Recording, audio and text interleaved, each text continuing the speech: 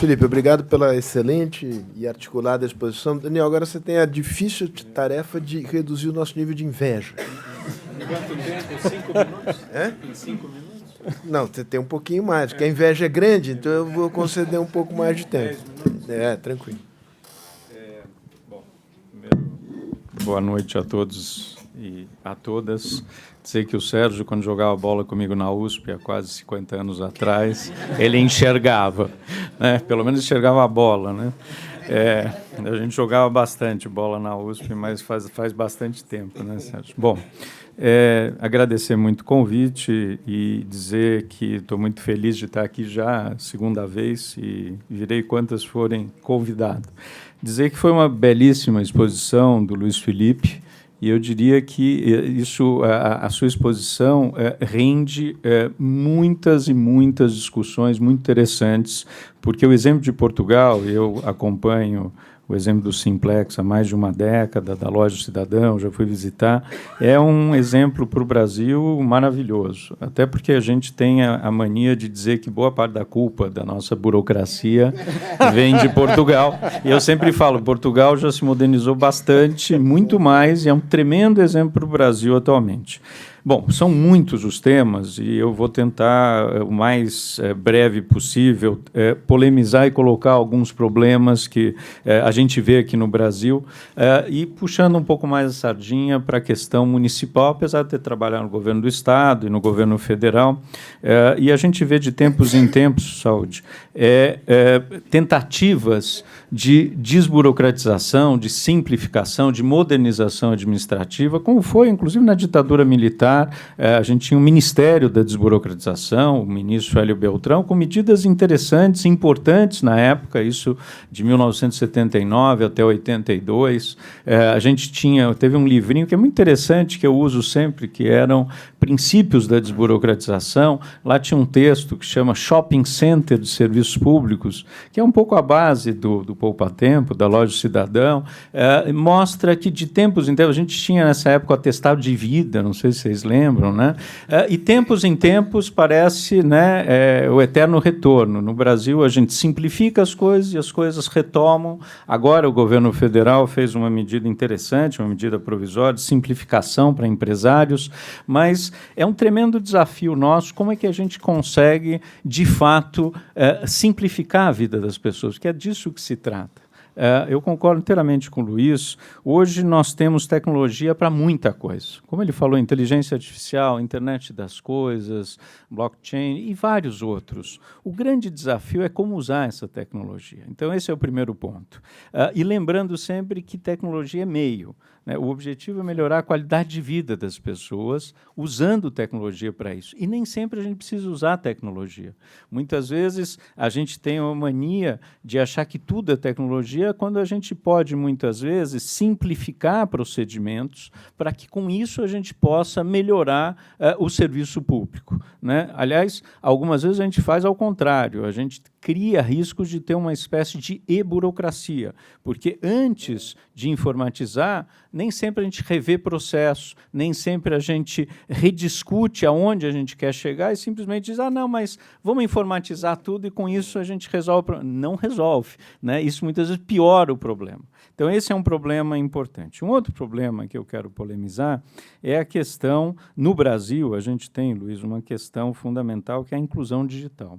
Né, uma dificuldade que, aqui na cidade de São Paulo, como que a gente consegue aproximar camadas da população, muitas vezes, que não só não sabem utilizar, como você falou, mas não têm acesso à internet, não tem acesso ao Wi-Fi. Aliás, a Prefeitura de São Paulo, o prefeito Bruno Covas, a gente está ampliando de 120 pontos de Wi-Fi para 620.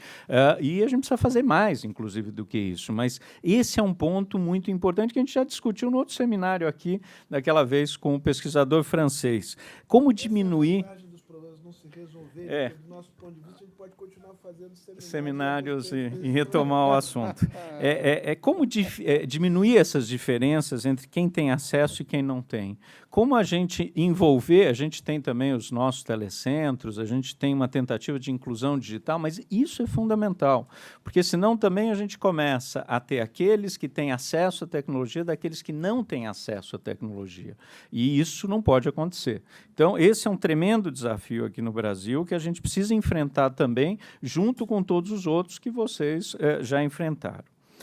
Outro problema aqui muito complicado é como é que a gente consegue contratar mais rápido as coisas. A gente tem uma lei 8666 que já tem décadas e a gente tem dificuldade de agilizar essa contratação no serviço público brasileiro.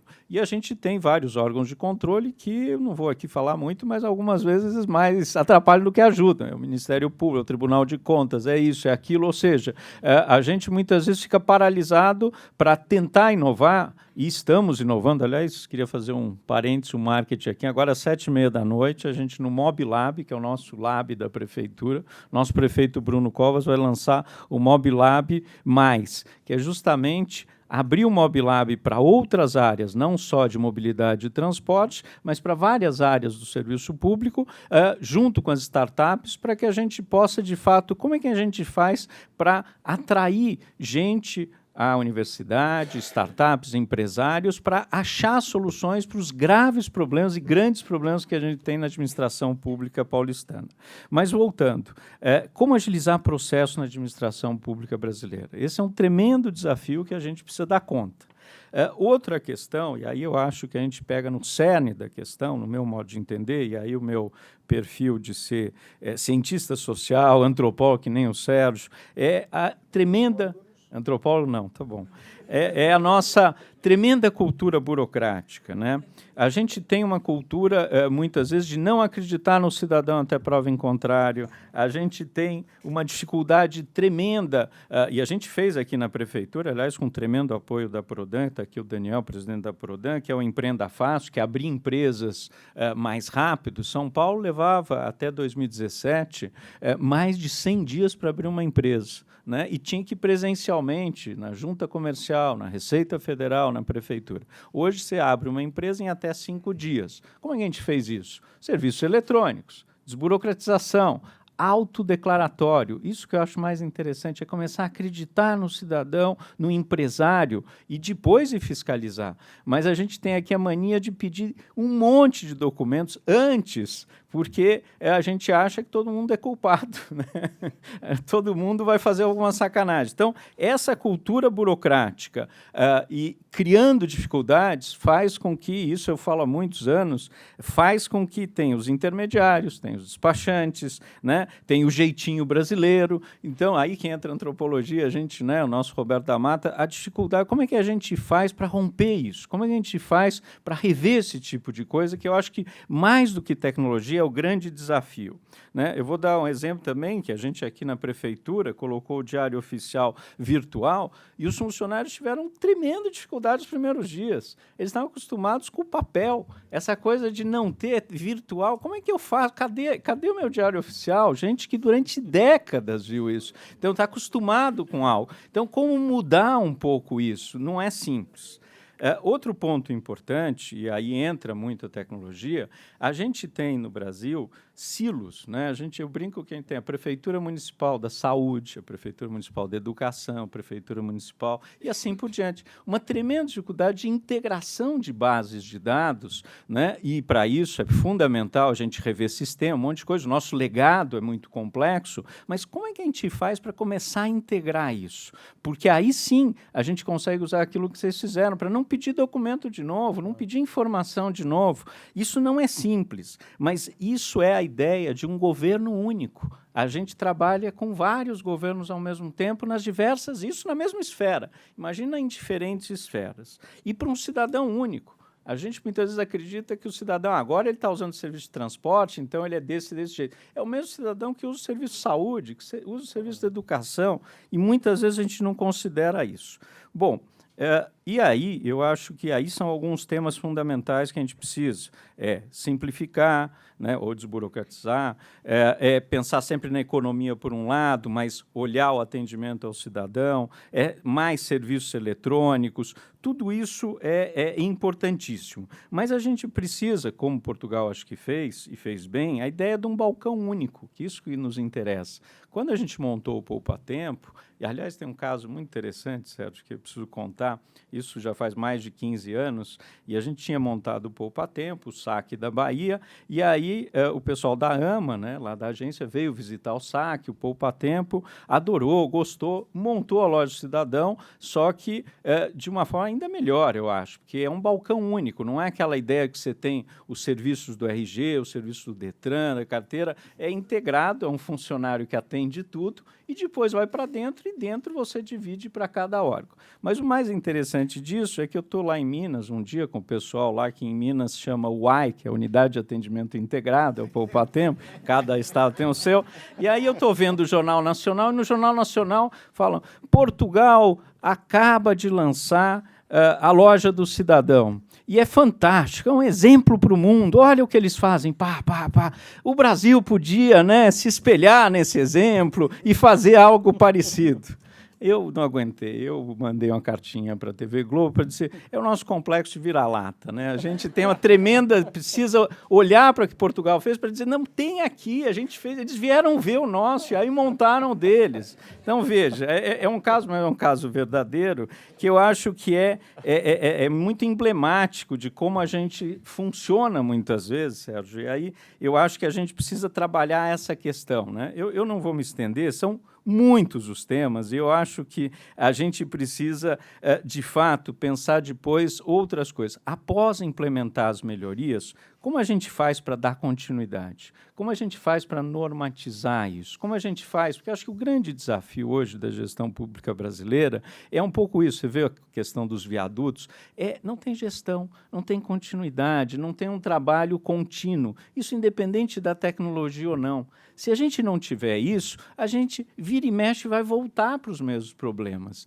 E é isso que eu acho que, infelizmente, a gente continua nisso. A gente acha ótimas soluções, vamos implementar. Como é que a gente dá continuidade a isso, né? Como é que a gente otimiza recursos, como você falou das redes? Essas questões são questões que estão colocadas e que a gente precisa discutir independente da tecnologia. E sempre, eu acho que, só para finalizar, e eu juro que tinha ainda muita coisa para falar, mas acho que no debate a gente pode falar, é o foco no cidadão. Essa é uma questão que a gente, muitas vezes, na área pública, eu trabalho há quase 30 anos na área pública, a gente olha muito para o nosso umbigo e a gente pensa as coisas segundo a lógica de quem está dentro da área pública e não segundo a lógica do cidadão. Essa que tem que ser uma mudança significativa. A gente precisa olhar e dizer o que o cidadão precisa da área pública, como é que a gente faz para o cidadão ser bem atendido. Por exemplo, muitas vezes, mais que tecnologia, a gente precisa de uma linguagem clara. A gente precisa de uma linguagem objetiva, a gente precisa mostrar para o cidadão como resolver o seu problema. Isso não é tecnologia. Né? Então, essas questões... É português, muitas vezes mas é isso, Sérgio, muitas vezes a gente precisa ter um português, porque a gente tem a mania de também usar siglas aqui para falar das coisas. A gente não fala assim o que a população entende. É o RG, a emissão do RG, que é o documento de identidade. Então, a gente ainda tem toda uma questão cultural, por um lado, muito grande, junto com as novas tecnologias. Então, esse é um tremendo desafio nosso. Como é que a gente faz para conseguir dar conta de tudo ao mesmo tempo agora, tá certo? Não é simples. Acho que na Prefeitura de São Paulo a gente tem feito um trabalho, mas o grande desafio é, por exemplo, eu fui outro dia para o Rio Grande do Sul e lá tem o Tudo Fácil, que é o Poupa Tempo. E é ótimo, porque o Tudo Fácil lá, ele tem 3 unidades. Aqui o Poupa Tempo está com 72 unidades. Por que ele parou um pouco e dá para ver que parou no tempo? Porque teve um governo do PSDB, depois do PT, depois do PSDB, depois do PT, e cada um achava que aquilo não era prioridade e, portanto, a coisa não teve continuidade. Ou seja, independente dos governos, a gente precisa melhorar o atendimento ao cidadão e tem que ter políticas de médio e longo prazo, né? E o poder público e o funcionário público tem que ter isso em mente. não adianta a cada novo governo a gente tentar reinventar a roda, tá certo? Então, eu coloquei algumas das questões que eu acho que são importantes para problematizar, muito mais do que a questão tecnológica. Eu acho que tem outras questões aqui que a gente precisa discutir um pouco o que a gente quer ser quando a gente crescer ou quando a gente chegar, que nem Portugal, né? O que Portugal está fazendo, que é um fantástico exemplo. Olha, parabéns, eu acho que a gente precisa estudar mais. Eu conheço bastante o Simplex, porque eu gosto muito do que vocês estão fazendo, e é um exemplo muito bom para nós aqui no Brasil, na cidade de São Paulo. Obrigado, viu, Luiz?